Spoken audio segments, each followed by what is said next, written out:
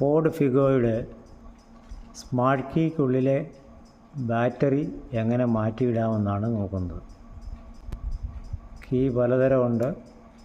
ഈ കീയിൽ ഇതിൻ്റെ ഉള്ളിൽ ഒരു ചെറിയ വെട്ട് കാണാം. ഈ വെട്ടിനുള്ളിൽ സ്ക്രൂ ഡ്രൈവർ കയറ്റി തിരിച്ചു കഴിഞ്ഞാൽ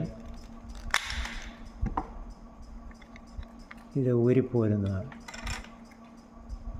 പോന്നതിന് ശേഷം ഈ ബാറ്ററി ഇളക്കുക.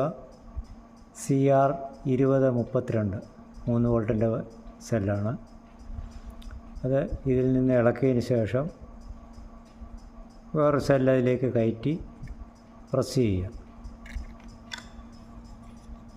ശേഷം ഈ അടപ്പ് ഇതിൽ കയറ്റി പ്രസ് ചെയ്യാവുന്നതാണ്.